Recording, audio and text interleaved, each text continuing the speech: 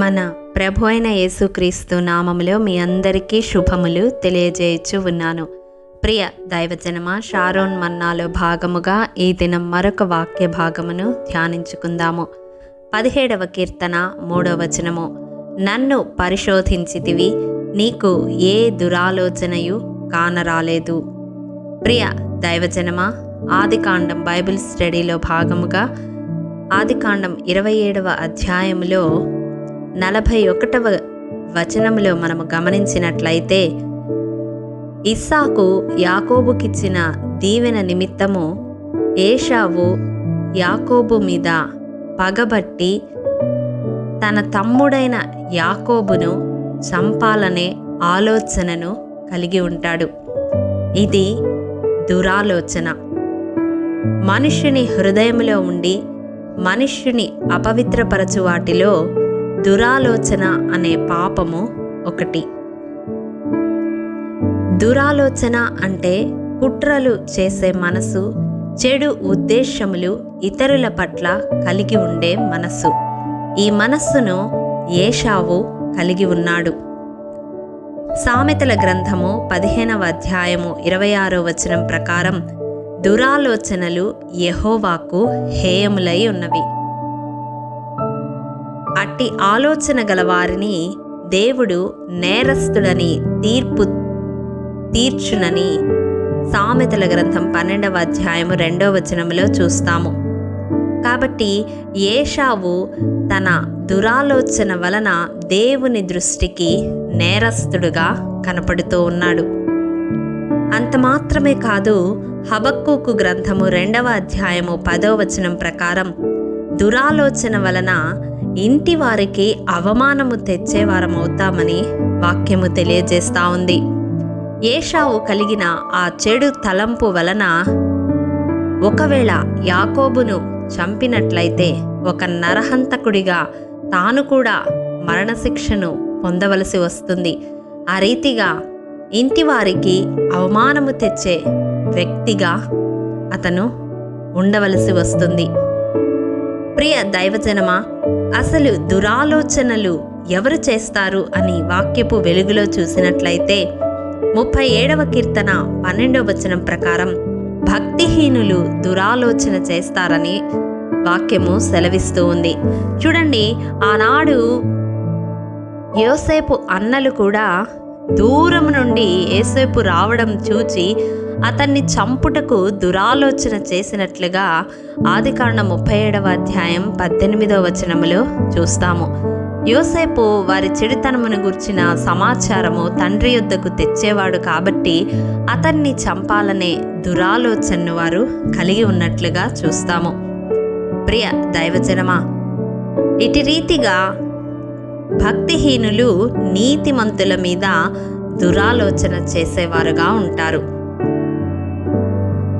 వారు అర్పించే బలులు దురాలోచనతో అర్పించడం వలన అవి దేవునికి హేయములు అని సామెతల గ్రంథము 21వ అధ్యాయము 27వ వచనంలో మనము చూస్తాము. మరి ఇన్ని రీతులుగా దురాలోచన అనేది దేవుని దృష్టికి హేయమని, అటివారు దేవుని దృష్టిలో నేరస్తులని, భక్తిహీనులని, వారి అర్పణలు దేవునికి హేయమని మనం చూస్తూ ఉన్నాము. మరి ఈ దినం ఈ వాక్యం ద్వారా దేవుడు మన హృదయాలను సంధిస్తూ ఉండగా మనము ఎటువంటి ఆలోచనలు కలిగి ఉన్నాము?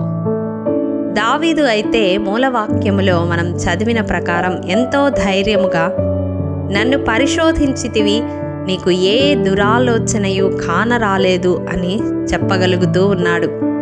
మరి మన హృదయాలను దేవుడు పరిశీలిస్తే అవి ఎలా ఉన్నాయి? ఒక్కసారి పరీక్షించుకుందాము.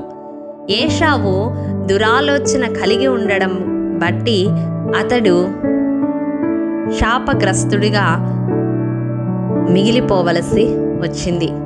ప్రియ దైవజనమా, మరి నా జీవితంలో ఇతరుల పట్ల మనము ఎటువంటి ఆలోచనలు కలిగి ఉన్నామో ఒక్కసారి పరిశీలించుకుందాము.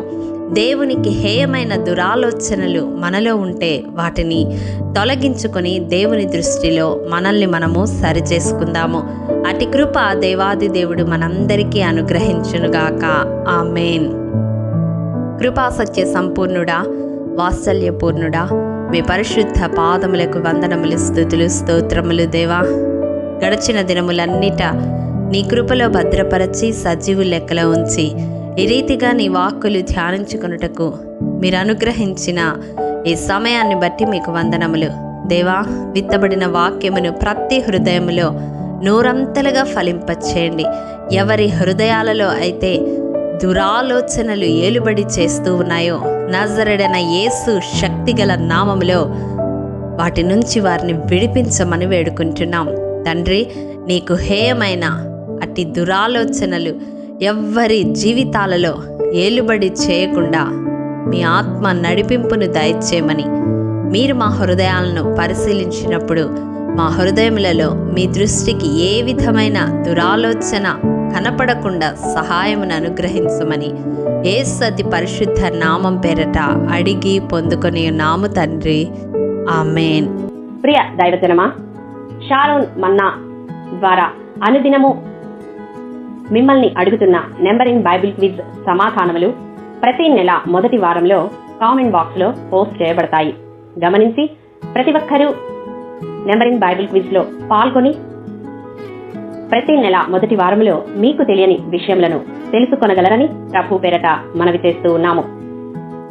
ప్రియ దైవజనమా, ఈ దినం నెంబర్ ఇన్ బైబిల్ క్విజ్ ప్రశ్న: 20 మంది దాసులను కలిగిన సౌలు సేవకుడు ఎవరు? మీ సమాధానం మాకు తెలియజేస్తారు కదూ. ప్రభు కృప మనందరికీ తోడైండును గాక. ఆమేన్. ప్రియ దైవజనమా, ఈ దినము జన్మదినము, వివాహ దినము జరుపుకుంటున్న వారికి షారోన్ గ్రూప్ తరపున హృదయపూర్వక శుభాకాంక్షలు తెలియజేయుచూ ఉన్నాము.